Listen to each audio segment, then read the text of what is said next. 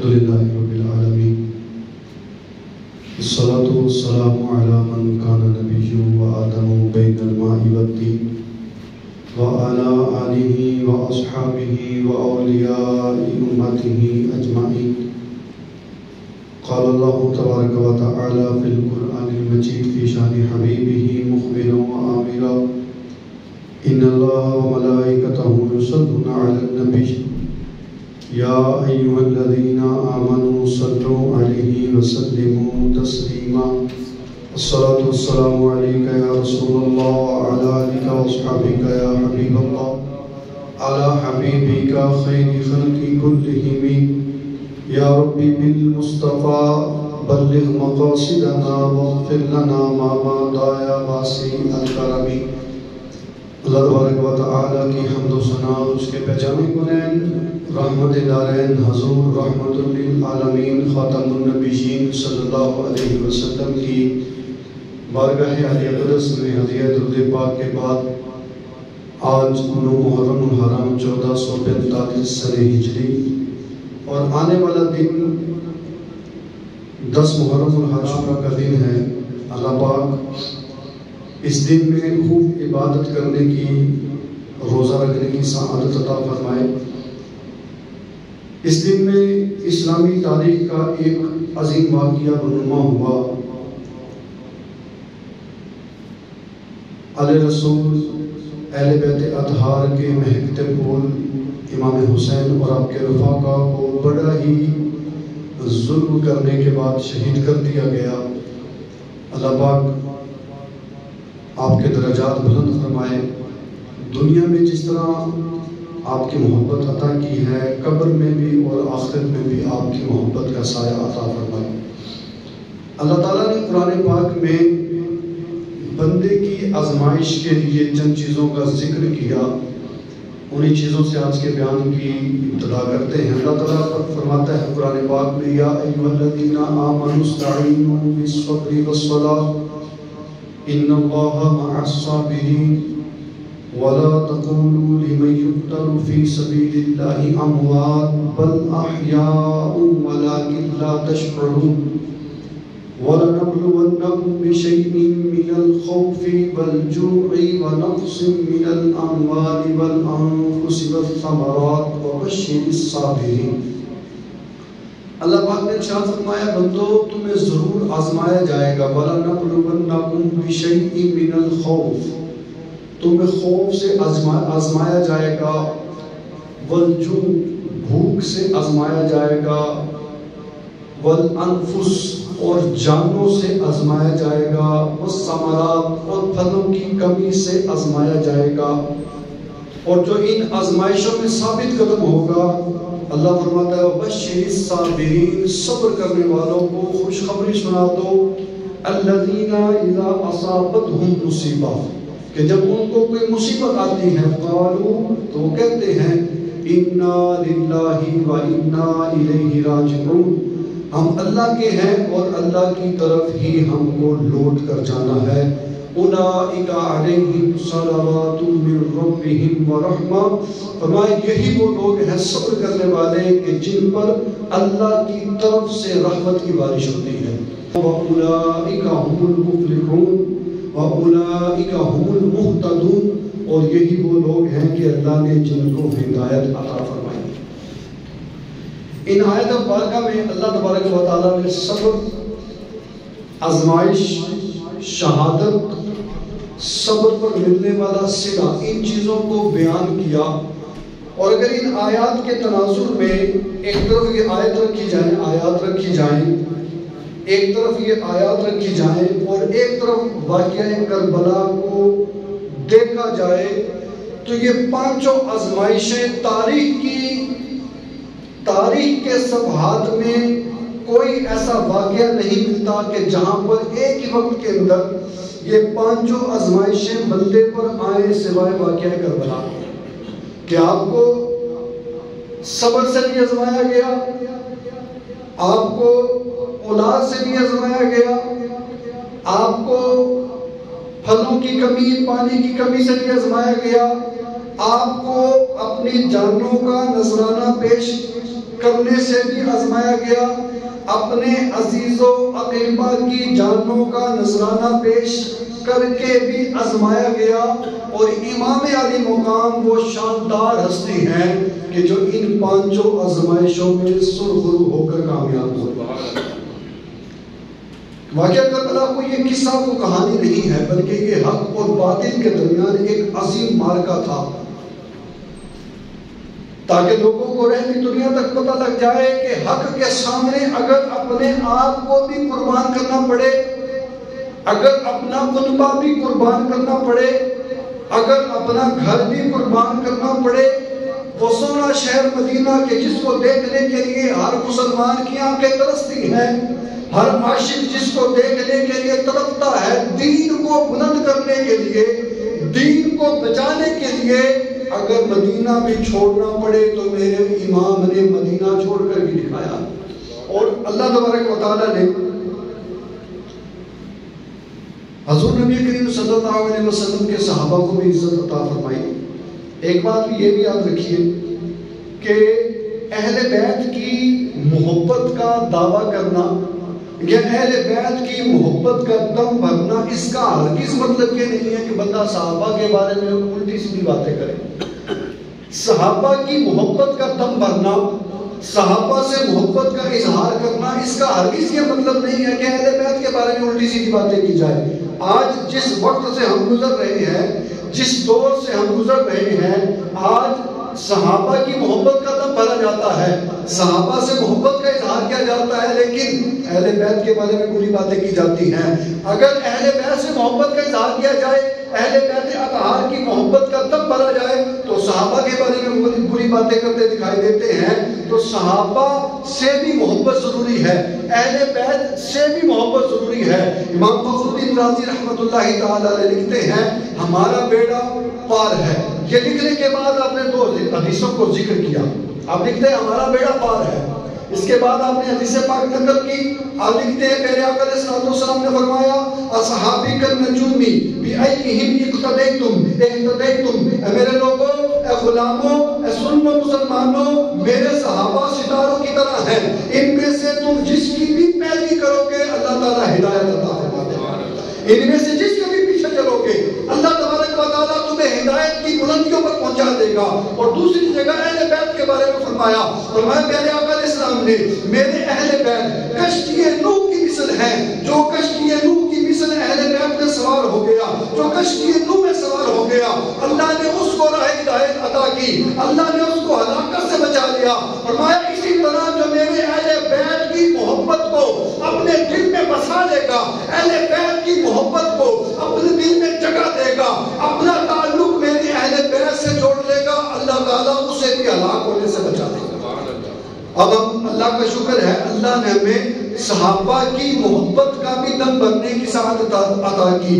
ہم صحابہ سے بھی پیار کرنے والے ہیں، ہم اہل بیت سے بھی پیار کرنے والے ہیں۔ کچھ وہ ہوئے جو صحابہ سے تو پیار کرتے ہیں، میرے آقا نے کیا فرمایا، اصحابی کالنجوم، میرے صحابہ ستاروں کی طرح۔ پہلے کے دور میں اور آج بھی جو لوگ کشتیوں میں سفر کرتے ہیں، رات کے وقت جب سفر کرنا ہو تو ستاروں کے ذریعے راستہ معلوم کیا جاتا ہے، اور اگر ستاروں کی چال چلن کو چھوڑ دیا جائے یا ستاروں کی پیروی کرنا چھوڑ دے تو کشتی سمندر کے اندر گم ہو جائے، کبھی بھی منزل مقصود تک نہ پہنچے۔ تو میرے آقا نے فرمایا میرے صحابہ ستاروں کی طرح ہیں۔ اب جو صحابہ سے پیچھے ہٹ گیا، صحابہ کی محبت سے جی چراتا ہے، صحابہ کے بارے میں منفی سوچیں رکھتا ہے، صحابہ کے بارے میں بری باتیں کرتا ہے، وہ بھی راستے سے بھٹک جائے گا۔ اور اہل بیت کے بارے میں فرمایا میرے اہل بیت کشتی نوح کی مثل ہے، جو اس میں سوار ہو گیا اللہ نے ہلاک ہونے سے بچا لیا۔ نتیجہ کیا ہے کہ جو اہل بیت کو چھوڑتا ہے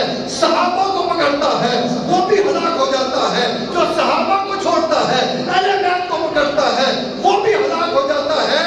ہم اللہ تعالیٰ سے شکر گزار ہیں، اللہ کا شکر ادا کرنا چاہیے کہ اللہ نے صحابہ کا بھی دامن دے رکھا ہے، اللہ نے اہل بیت کا بھی دامن دے رکھا ہے۔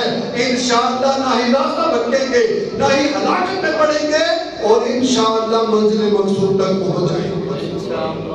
اور پھر ہم ان صحابہ سے پیار کیوں نہ کریں، صحابہ سے محبت کا دم ہم کیوں نہ بھریں۔ میرے آقا نے فرمایا میرے صحابہ کو میرے بعد برا نہ کہنا، میرے صحابہ میں سے کوئی ایک صحابی مٹھی بھر گندم صدقہ کرے، تم میں سے کوئی بندہ پہاڑ کے جتنا سونا صدقہ کر دے، میرے صحابی کی مٹھی گندم کے برابر بھی نہیں پہنچ سکتا۔ یعنی آج کے دور میں کوئی بندہ پہاڑ کے برابر سونا اللہ کی راہ میں صدقہ کرے، آج کے دور میں بندہ پہاڑ کے برابر، بہت پہاڑ کے برابر سونا صدقہ کرتے، اور مصطفیٰ کا صحابی صرف ایک مٹھی گندم اللہ کی راہ میں صدقہ کرے، ہمارا پہاڑ جتنا سونا صدقہ کرنا بہت کم ہے، صحابہ کا مٹھی کے برابر گندم صدقہ کرنا بہت بڑی بات ہے۔ تو ہم صحابہ سے کیوں نہ پیار کریں؟ میرے آقا نے فرمایا اللہ کی اصحابی، اے لوگوں میرے صحابہ کے بارے میں رب سے ڈرو، اے لوگوں میرے صحابہ کے بارے میں رب سے ڈرو، من احبہم فبحبی احبہم، فرمایا جو میرے صحابہ سے محبت کرتا ہے اس لیے کرتا ہے کہ اس کو مجھ سے محبت ہے، من احبہم، جس نے ان سے محبت کی فبحبی احبہم، وہ اس وجہ سے ان سے پیار کرتا ہے کہ اس کے دل میں میری محبت موجود ہے، ومن ابغضہم فببغضی ابغضہم، اور فرمایا جو میرے صحابہ سے بغض رکھتا ہے، میرے صحابہ کے بارے میں منفی سوچ رکھتا ہے، میرے صحابہ کے بارے میں بری سوچ رکھتا ہے، میرے صحابہ سے بغض رکھتا ہے، وجہ یہ ہے کہ اس کے دل میں میرا بغض موجود ہے۔ تو ہم صحابہ سے کیوں نہ پیار کریں کہ جس کے بارے میں رب تبارک و تعالیٰ قرآن پاک میں ارشاد فرماتا ہے، فتح مکہ سے پہلے والے صحابہ، فتح مکہ کے بعد والے صحابہ، رب کا قرآن ہے، اللہ کہتے ہیں کُلٌّ وَعْدَ اللَّهُ حُسْنًا، اللہ نے سارے ہی صحابہ کے ساتھ جنت کا وعدہ کر لیا ہے، اور کس کے بارے میں اللہ تعالیٰ نے فرمایا رضی اللہ عنہم ورضوا عنہ، اللہ حضور کے سارے صحابہ سے راضی ہے، حضور کے سارے صحابہ رب تبارک و تعالیٰ سے راضی ہو گئے۔ تو ہم ان صحابہ سے پیار کیوں نہ کریں جن صحابہ کے بارے میں مصطفیٰ صلی اللہ علیہ وسلم فرمائے ابو بکر تو میرا غار کا بھی ساتھی ہے اور حوض کوثر پر بھی تو میرا ساتھی ہوگا، ابو بکر تو میرا غار کا بھی ساتھی ہے، حوض کوثر کا بھی ساتھی ہے۔ ہم ان صحابہ سے پیار کیوں نہ کریں کہ جن کے بارے میں مولا کائنات علی المرتضیٰ شیر خدا فرماتے ہیں حضور علیہ السلام کے بعد، انبیاء کے بعد ابو بکر سے بڑھ کر کسی افضل بندے پر یہ سورج طلوع نہیں ہوا، یعنی انبیاء کے بعد سب سے بڑھ کر جو درجہ ہے وہ ابو بکر صدیق ہے۔ فرما کون رہے ہیں جی؟ مولا علی مشکل کشا شیر خدا فاتح خیبر، کہتے ہیں حضرت ابو بکر صدیق سے بڑھ کر انبیاء کے بعد ابو بکر سے بڑھ کر کسی افضل بندے پر یہ سورج طلوع نہیں ہوا۔ ہم ان صحابہ سے پیار کیوں نہ کریں کہ جن کے بارے میں نبی کریم صلی اللہ علیہ وسلم فرماتے ہیں، ایک مرتبہ حضور فرمانے لگے اللہ تبارک و تعالیٰ نے اچھی باتیں، اچھی عادتیں 360 بنائی ہیں، اور اللہ جب کسی کے ساتھ بھلائی کا ارادہ فرمائے اس کو 360 میں سے ایک عادت عطا فرما دیتا ہے، اور اللہ اس عادت کی وجہ سے اس کو جنت بھی عطا فرما دیتا ہے۔ صدیق اکبر کھڑے ہوتے ہیں، عرض کرتے ہیں یا رسول اللہ صلی اللہ علیہ وسلم کیا ان 360 عادتوں میں سے میرے اندر بھی کوئی عادت ہے؟ اور میں صدیق تجھے مبارک ہو، اللہ نے تجھے پوری 360 عادتیں عطا فرمائی۔ یعنی ایک عادت اگر اللہ کسی بندے نے پیدا فرمائے عادت کی وجہ سے اللہ اس کو جنت عطا فرما دے، اس بندے کی شان یہ ہے کہ ایک عادت کی وجہ سے اللہ جنت عطا فرما رہا ہے، تو اس صدیق کی شان اور مرتبہ کا عالم کیا ہوگا کہ جس کو پوری 360 اللہ نے اچھی عادتیں عطا فرما رکھی۔ تو ہم ان صحابہ سے پیار کیوں نہ کریں کہ جن کے بارے میں نبی کریم صلی اللہ علیہ وسلم نے فرمایا من احب عمرا فقد احبنی، فرمایا جس نے میرے امت سے محبت کی اس نے مجھ سے محبت کی۔ میرے آقا نے حضرت عمر کے بارے میں فرمایا کہ اللہ تبارک و تعالیٰ نے حضرت عمر کی زبان پر حق رکھ دیا ہے، میں عمر کے ساتھ ہوں، عمر میرے ساتھ ہے، میرے بعد عمر جہاں پر بھی ہوں گے حق عمر کے ساتھ ہوگا۔ ہم ان صحابی سے پیار کیوں نہ کریں کہ جن کے بارے میں نبی کریم صلی اللہ علیہ وسلم نے فرمایا ہے آسمانوں کا کوئی فرشتہ ایسا نہیں جو عمر سے محبت نہ کرتا ہو، اور زمین کا کوئی شیطان ایسا نہیں جو عمر سے ڈرتا نہ ہو، جن کے بارے میں نبی کریم صلی اللہ علیہ وسلم نے فرمایا اگر میرے بعد کوئی نبی ہوتا عمر بن خطاب ہوتا۔ یعنی نگاہ نبوت نے یہ بات جان لی تھی کہ نبی کی خصوصیات اگر کسی بندے میں ہے اور میرے بعد نبی ہونا اگر ممکن ہوتا تو یقیناً عمر بن خطاب ہوتا۔ تو ہم اس صحابی سے پیار کیوں نہ کریں ہم ان صحابہ سے پیار کیوں نہ کریں کہ جن کے بارے میں رسول کریم صلی اللہ علیہ وسلم نے فرمایا اللہ اگر مجھے 10 بیٹیاں عطا کرتا میں یہ کے بعد ذکر ان کے نکاح میں دے دیتا. ہم ان صحابہ سے پیار کیوں نہ کریں, ہم ان لوگوں سے پیار کیوں نہ کریں کہ جن کے بارے میں رسول کریم صلی اللہ علیہ وسلم نے فرمایا میرے عثمان سے اللہ پیار کرتا ہے, میرے عثمان سے میں بھی پیار کرتا ہوں اور عثمان بھی اللہ اور اس کے رسول سے پیار کرتا ہے. ہم ان لوگوں سے پیار کیوں نہ کریں کہ جن کے بارے میں نبی کریم صلی اللہ علیہ وسلم فرماتے ہیں میرے عثمان سے آسمان کے فرشتے حیا فرماتے ہیں. ہم ان سے پیار کیوں نہ کریں کہ پوری کائنات میں کوئی بندہ ایسا نہیں کہ جس کے نکاح میں ایک نبی کی 2 شہزادیاں ہی ہو. یہ رتبہ, یہ شان, یہ مرتبہ اگر حاصل ہے تو سیدنا عثمان بن عفان کو حاصل ہے. تو ہم اس صحابی سے پیار کیوں نہ کریں. اور بڑی مزے کی بات حضور نبی کریم صلی اللہ علیہ وسلم کی یک کے بعد ذکر 2 شہزادیاں ہیں. آپ کی اس عادت کی وجہ سے آپ کو ذی النورین کہا جاتا ہے. ذی النورین کا مطلب ہوتا ہے 2 نوروں والا. آج لوگ حضور علیہ السلام کی نورانیت کا انکار کرتے ہیں, کہتے ہیں جی وہ تو ہمارے بڑے بھائی جیسے ہیں, وہ تو ہمارے بڑے بھائی جیسے ہیں, وہ تو ہمارے جیسے انسانی بشر ہیں, کہ ہمارے جیسے ہاتھ ہیں, ہمارے جیسے پاؤں ہیں, ہماری جیسی آنکھیں ہیں, وہ ہماری طرح ہی کھاتے ہیں, ہماری طرح ہی پیتے ہیں. حضور یوم وصال کے روزے رکھنے لگے. ایک دن سحری کی, رات میں افطار کے بغیر اگلے دن پھر روزہ رکھ لیا. صحابہ حضور سے دلیلیں نہیں مانتے تھے. صحابہ نے دیکھا نا حضور ایسے روزے رکھ رہے, صحابہ بھی روزے رکھنے لگتے. ایک دن گزرا, 2 گزرے, صحابہ بھوک کی وجہ سے نڈال ہو کر زمین پر گر رہے. حضور نے پوچھا صحابہ کیا ہوا, کیا معاملہ ہے؟ عرض کی سونیا آپ کو کرتے دیکھا ہم بھی کرنے لگ گئے. میرے آقا نے وہاں پر فرمایا ایوکم مثلی, تم میں سے کون میرے جیسا ہے؟ یطعمونی ربی و یسقینی, مجھے تو میرا رب کھلاتا بھی ہے پلاتا بھی ہے. تو حضور علیہ السلام جن کی شہزادیاں کسی کے نکاح میں آئے وہ 2 نور والا بن جائے, ذی النورین بن جائے. میں کہنے لگا ہوں, عقیدہ دینے لگا ہوں, عقیدہ بیان کرنے لگا ہوں کہ اگر کسی پیغمبر کی 2 شہزادیاں کسی کے نکاح میں آ جائے, وہ شہزادیاں اس کو ذی النورین بنا دے, تو جس کی شہزادیوں کی وجہ سے وہ نور والے ہو گئے, اس نبی کے اپنے نور کی شان کا عالم کیا ہوگا. تو ہم اس صحابی سے پیار کیوں نہ کریں کہ جن کے بارے میں نبی کریم صلی اللہ علیہ وسلم نے فرمایا کل کے دن میں جھنڈا ایسے شخص کے ہاتھ میں دوں گا کہ جس کے ہاتھ اللہ خیبر فتح عطا فرمائے. سے پیار کیوں نہ کرے کہ جس کے بارے میں نبی کریم علیہ السلام نے فرمایا علی کے چہرے کو دیکھنا عبادت ہے, علی کے چہرے کو دیکھنا عبادت ہے. ہم اس صحابی سے پیار کیوں نہ کریں کہ جو حضور علیہ السلام کی لاڈلی شہزادی حضرت فاطمہ الزہرا کے شوہر بنتے ہیں, رسول اللہ صلی اللہ علیہ وسلم کے داماد بننے کی سعادت حاصل ہوتی ہے. ہم ان صحابی سے پیار کیوں نہ کریں جو حسنین کریمین کے بابا ہیں, کہ جن کی وجہ سے آج بھی دین اسلام اپنی شان و شوکت سے قائم ہے. اور پھر امام حسن حسین کی اگر بات کی جائے, آقا علیہ السلام نے ارشاد فرمایا میری یہ 2 شہزادے ہیں, اللہ تبارک و تعالیٰ نے ان 2 شہزادوں کو جنتی نوجوانوں کا سردار بنایا. میں نے شروع میں یہ بات بیان کی کہ صحابہ سے محبت کا دم بھرنا اس کا ہرگز یہ مطلب نہیں کہ اہل بیت کے بارے میں بری بات کی جائے یا منفی سوچ رکھی جائے. اہل بیت سے محبت کا دم بھرنا اس کا ہرگز یہ مطلب نہیں کہ صحابہ کے بارے میں بری بات کی جائے, صحابہ کے بارے میں منفی بات کی جائے. اور میں نے ابھی چند صحابہ کی شانیں بیان کی کہ ابوبکر کی کیا شان ہے, ان صحابہ سے پیار کیوں نہ کرے. عمر کی کیا شان ہے, ان سے پیار کیوں نہ کرے. عثمان کی کیا شان ہے, ان سے پیار کیوں نہ کرے. علی کی کیا شان ہے, ان سے پیار کیوں نہ کرے. اور حضرت علی کے بارے میں صحابہ کہتے ہیں اگر ہم نے کسی منافق کو پہچانا ہوتا نا, ہم حضرت علی کا ذکر کر کے منافق کے چہروں کو پہچان دیا کرتے تھے. منافق کے چہروں کو پہچاننے کا ٹوٹکا دے گئے. اور آج بھی اگر کسی منافق کو جاننا ہو, حضرت علی ٹوٹکا دے گئے ہیں. حضرت علی فرماتے ہیں علی کی محبت اور صدیق و عمر کا بغض اگر کسی دل میں ہو, وہ دل کسی مومن کا دل ہو ہی نہیں سکتا. یعنی بندہ کہے مجھے علی سے پیار ہے, صدیق کے بارے میں منفی سوچ رکھے. بندہ کہے مجھے علی سے پیار ہے, عمر کے بارے میں منفی سوچ رکھے. میرے علی, میرے امام فرماتے ہیں, علی المرتضیٰ فرماتے ہیں وہ دل کسی مومن کا ہو ہی نہیں سکتا کہ جس کے دل میں علی کی محبت ہو لیکن شیخین کریمین کے بارے میں نفرت ہو, علی کی محبت ہو, صدیق کو برا کہتا ہو, علی کی محبت ہو, عمر کو برا کہتا ہو.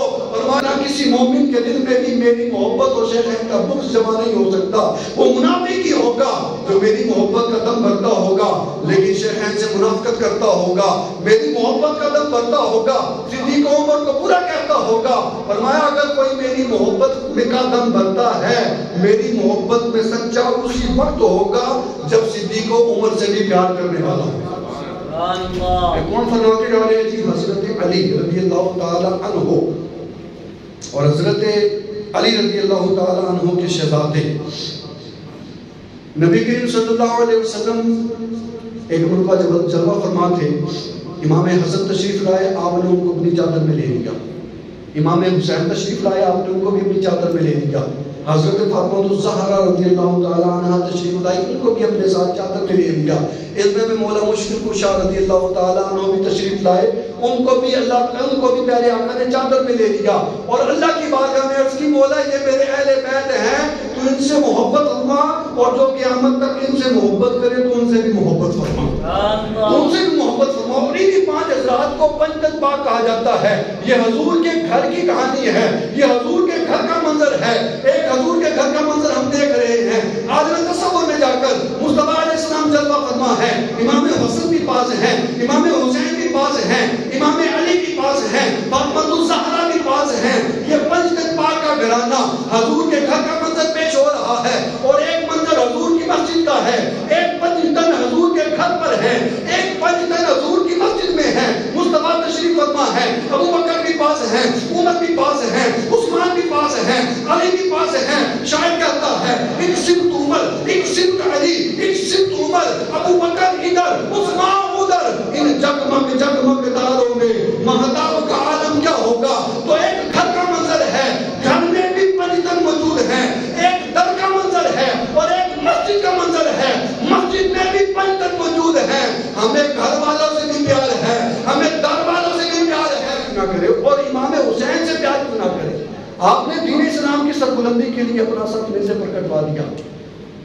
اور قرآن پاک سے ایسی محبت تھی کہ جب تک سر کندھوں پر تھا تب تک قرآن کا دامن تھامے رکھا. سر کٹ کر نیزے پر ہے تب بھی میرے امام قرآن کی تلاوت کر رہے ہیں. آج 9 محرم 10 محرم آئے, ہم قبرستان کا رخ کرتے ہیں, سبیلے لگاتے ہیں, دیگ لگاتے ہیں, اچھا کام کرتے ہیں. لیکن امام حسین کو خراج عقیدت پیش کرنا صرف سبیلے لگانا نہیں ہے. میرے امام حسین, میرے امام مولا علی کے گھرانے کے بارے میں نبی کریم صلی اللہ علیہ وسلم نے دعا فرمائی. آقا دعا فرماتے ہیں, اللہم والی من والہ, اے اللہ جو ان سے محبت کرے تو ان کو بھی اپنا محبوب بنا لے. یعنی حسنین کریمین کیسی عظیم شخصیات ہیں. فرمایا مولا یہ تو تیرے محبوب ہیں ہی, قیامت تک جو ان لوگوں سے محبت کرے تو ان کو اپنا محبوب بنا لے. وَعَادِي مَنْ عَادَاهُ, اور مولا جو ان سے دشمنی رکھے تو ان کو اپنا دشمن بنا لے. مولا جو حسنین کریمین سے دشمنی رکھے تو ان کو اپنا دشمن بنا لے. ایک جنازے سے آپ حضرت امام حسین تشریف لائے, واپس راستے میں ایک جگہ پر بیٹھ گئے. حضرت ابو ہریرہ رضی اللہ تعالی عنہ, وہ صحابی جن سے سب سے زیادہ حدیث پاک روایت ہے. آپ نے دیکھا امام حسین جلوہ فرما, چھوٹی عمر ہے, بیٹھے ہیں, آپ پاس گئے, اپنا پرنا اٹھا کر شہزادے کی پاؤں کی مٹی صاف کرنے لگے. امام حسین کہتے چچا جان, بڑی عمر کے بزرگ ہیں, چچا جان یہ کیا کرتے ہو, پاؤں چھوڑے کیا کرتے ہو. ابو ہریرہ فرمانے لگے, بیٹا جو حدیثیں, جو فضیلتیں, جو عظمتیں, جو شانیں میں تمہاری جانتا ہوں, اگر یہ دنیا والے جان جائیں تو میں اپنے کندھوں پر اٹھا کر پوری دنیا کی ساتھ فرمایا, پورا اپنے کندھوں پر اٹھا کر تمہیں گھومتے پھرے, تم کوئی عام بندے نہیں ہو. نبی کریم صلی اللہ علیہ وسلم نے جن کے بارے میں ارشاد فرمایا, پہلے آقا علیہ السلام ارشاد فرماتے ہیں, حسین منی وانا من الحسین, فرمایا میں حسین, حسین مجھ سے ہے اور میں حسین سے ہوں. جن کے بارے میں پہلے آقا علیہ السلام نے ارشاد فرمایا, آپ حضرت فاطمہ الزہرا کے گھر تشریف لے گئے. حضرت فاطمہ الزہرا گھر کی صفائی کر رہی ہیں, ایک طرف حسین, حضرت حسین رضی اللہ تعالیٰ عنہ رو رہے ہیں. پہلے آقا فاطمہ الزہرا کی چوک کھڑپڑ کھڑے ہو کے کہتے, فاطمہ صفائی کرنی ہے تمہیں, مجھے پتا ہے, صفائی کیا کر, لیکن میری ایک بات سن, میرے حسین کو رونے نہ دیا کر, میرے حسین کو رونے نہ دیا کر. ایک شکاری شکار کر کے لائے اپنی کی بچی, مصطفیٰ کی بارگاہ میں پیش کی. امام حسن تشریف لائے, کہنے لگے نانا جان, یہ اپنی کی کی بچی کہاں سے آئی؟ فرمایا بھی تحفہ دے گیا. عرض کی حضور مجھے بڑی پسند آئی ہے, مجھے عطا فرما دے. امام حسن ہرنی کا وہ بچہ لے کر گھر کے امام حسین پوچھتے ہیں بڑے بھیا کہاں سے لائے ہو؟ فرمایا نانا جان نے تحفہ عطا کی ہے. امام حسین بھی نانا جان کی بارگاہ میں, حضور میرے بڑے بھائی کو تو ہرنی کا بچہ عطا فرمایا ہے, مجھے بھی دیجئے نا. اب آیا تو ایک ہی تھا, شکاری ایک شکار کر کر لایا تھا, قریب تھا, علماء لکھتے ہیں قریب تھا. امام حسین رضی اللہ تعالیٰ عنہ رونے لگ جاتے. دور سے دیکھا کہ ہرنی اپنے بچے کو ساتھ لے کر آ رہی ہے. مصطفیٰ کی بارگاہ میں حاضر ہوئی, عرض کرنے لگی یا رسول اللہ, یا حبیب اللہ, ایک میرے پاس 2 بچے تھے, ایک بچہ تو شکاری شکار کر کے لے آیا, آپ کی بارگاہ میں پیش کر دیا, دوسرا بچہ میں لے کر آ رہی ہوں. امام حسین کو دے دیجئے پر ان کو رونے مت دیجئے گا, ان کو رونے مت دیجئے گا. کون حسین؟ جو حضور اکرم سے سب سے زیادہ مشابہت رکھے وہ حسین, جن کے بارے میں حضور فرمائے یہ میرا پھول ہے. وہ حسین جو جنتی نوجوانوں کے سردار ہیں. وہ حسین جن کے بارے میں نبی کریم صلی اللہ علیہ وسلم فرمائے احب اللہ من احب حسینا, اللہ اس سے محبت فرماتا ہے جو حسین سے محبت کرے, جو راکب دوش مصطفیٰ ہیں, مصطفیٰ کے کندھوں پر سواری کرتے ہیں. وہ حسین جو علم نشرہ کے مبارک سینے پر کھیلے. وہ حسین جن کی محبت کو حضور اپنی محبت قرار دے. وہ حسین جن کے بغض کو حضور اپنا بغض قرار دے.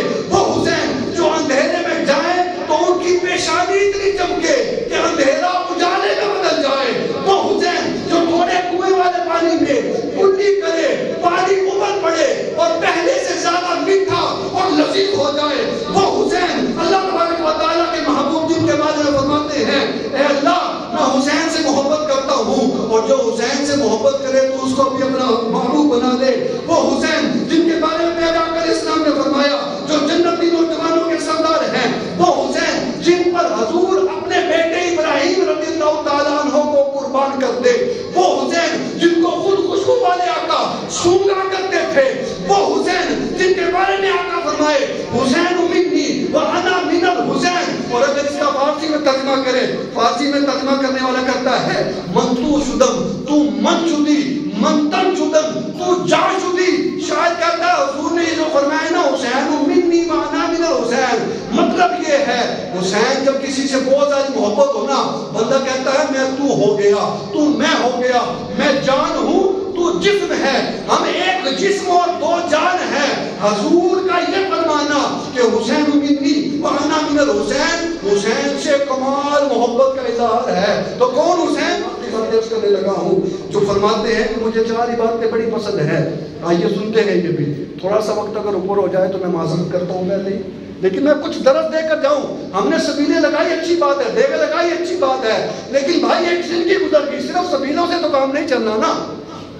ایک عرصہ گزر گیا, سبیلیں لگا کے لگا رہے, اللہ نے دے رکھا لگا رہے, لنگر پکا رہے ہیں, کھا رہے ہیں. امام حسین کیا فرماتے ہیں؟ امام حسین فرماتے ہیں مجھے نماز پڑھنا بڑا پسند ہے. یہ ہے حسینیت. آؤ میدان میں.